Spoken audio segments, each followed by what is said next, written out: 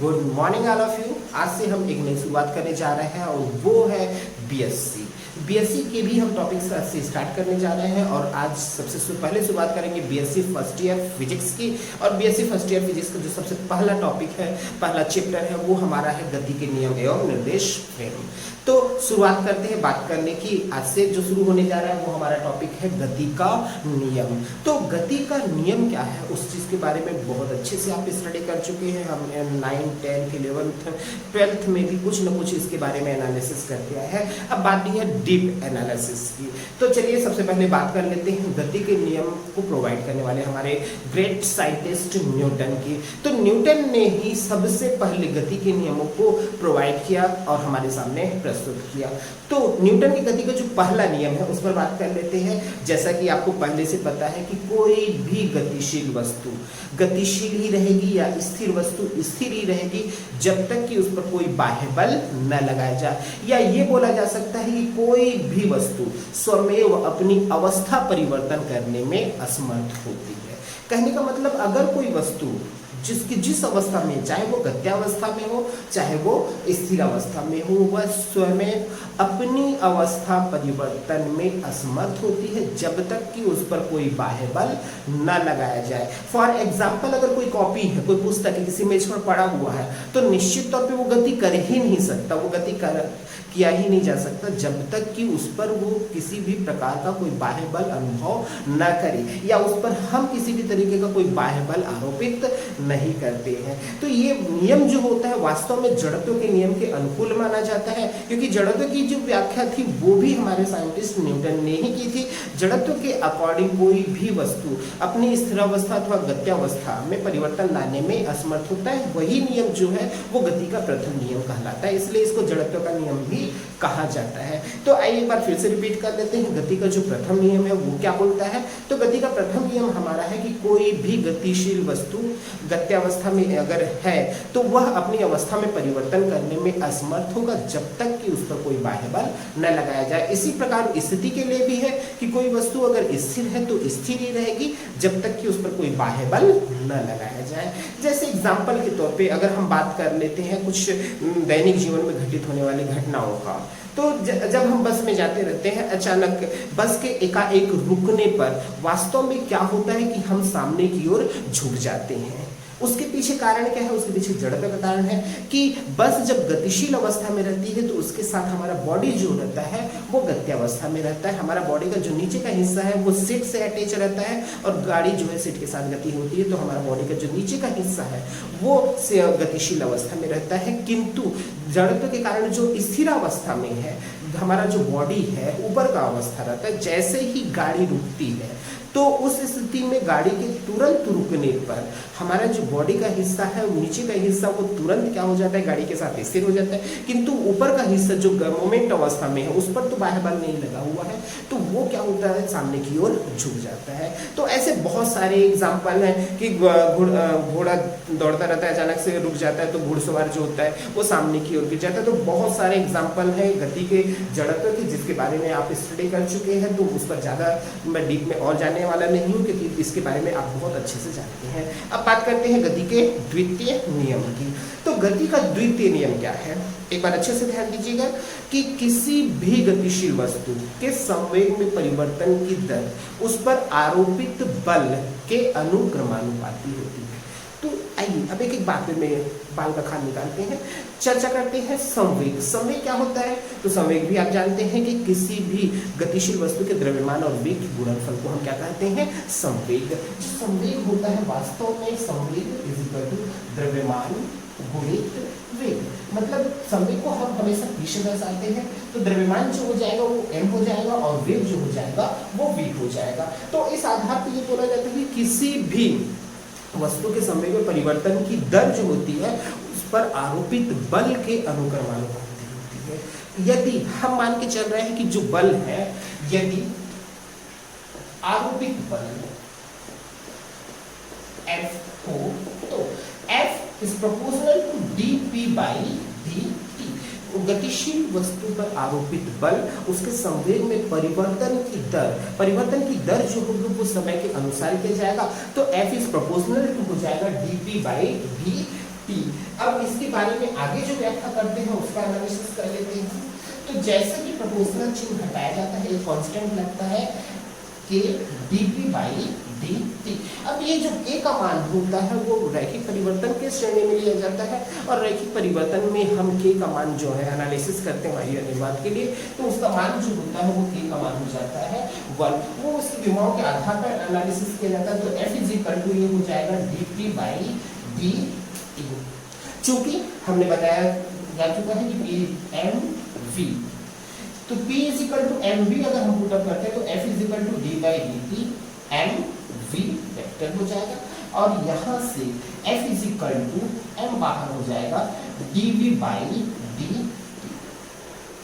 तो F is equal to m into dv by dt, और dv by dt जो होता है वो हम प्रदर्शित करते हैं त्वरण से। वेग में परिवर्तन की दर को कहा जाता है त्वरण। तो ऐसे रिप्रेजेंट किया जाएगा, तो यहाँ से F इज इक्वल टू हो जाएगा me। ये जो सूत्र है बल बराबर द्रव्यमान गुणित त्वरण, इसी को कहा जाता है बल बराबर द्रव्यमान गुणित त्वरण। तो ये जो एनालिसिस होता है वो गति के द्वितीय नियम के अनुसार ही होता है। एक बार फिर से मैं रिपीट करने वाला हूँ गति का द्वितीय नियम, कि किसी भी गतिशील वस्तु के संवेग में परिवर्तन की दर उस पर आरोपित बल के अनुक्रमानुपाती होती है, तथा संवेग परिवर्तन की जो दिशा होती है वो सदैव लगाए गए बल की दिशा में होती है, और उसके आधार पे हम जो है बल के लिए सूत्र का एनालिसिस करते हैं। इसके बाद अगर हम बात करते हैं जो विशेष टॉपिक है, जो विशेष इंपॉर्टेंस रखता है उसकी, तो वो है गति का तृतीय नियम। तो उस पर भी बात कर लेते हैं गति के तृतीय नियम पर। तो गति का तृतीय नियम,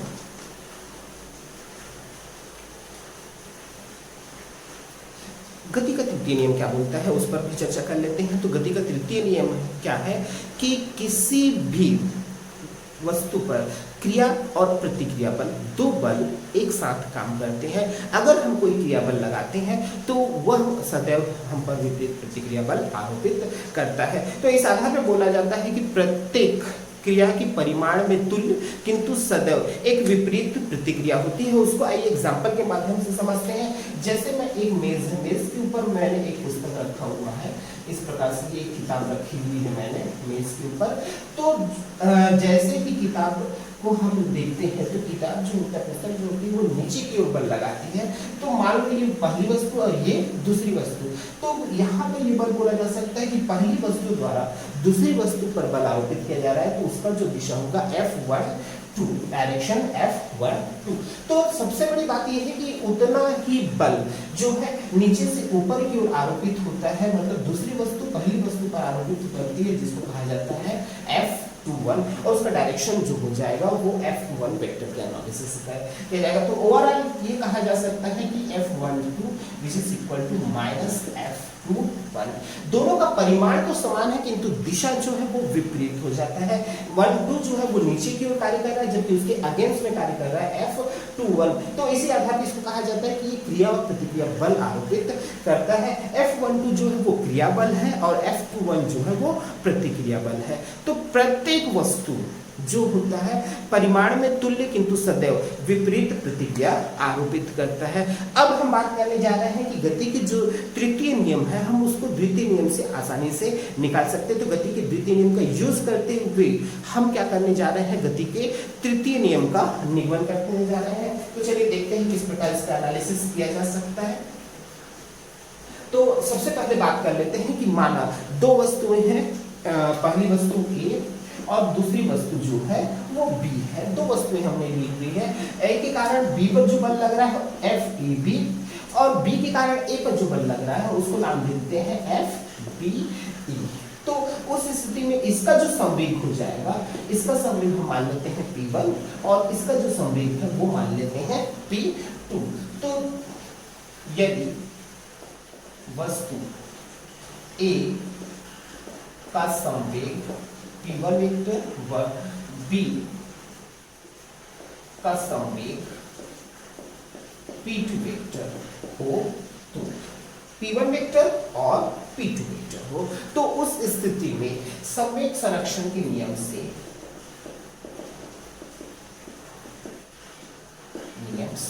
P1 plus P2 is equal to constant P1 vector plus P2 vector is equal to क्या हो जाता है, कांस्टेंट हो जाता है, जिसके बारे में हमको बहुत अच्छे से पता है कि गति का जो द्वितीय नियम है वो संवेग संरक्षण के नियम के अनुकूल होता है। संवेग संरक्षण के नियम के अनुकूल क्यों होता है, क्योंकि नॉर्मल सी बात है, उसका जो नियम है एक बार फिर से तो मैं रिपीट कर दे रहा हूँ कि किसी भी गतिशील वस्तु के संवेग में परिवर्तन की दर उस पर आरोपित बल के अनुक्रमानुपाती होती है तथा संवेग परिवर्तन की दिशा लगाए गए बल के अनुदिश होती है। तो निश्चित तौर पे टोटल जो नियम है वो संवेग संरक्षण को लेकर है कि उसका संवेग सदैव क्या होता है, संरक्षित होता है। और अगर संवेग संरक्षित होता है तो किसी भी पिंड का जो संवेग होता है वो सदैव कांस्टेंट रहेगा। तो P1 प्लस P2 इन दोनों का जो संवेग है वो कांस्टेंट है। तो इस स्थिति में दोनों पक्षों में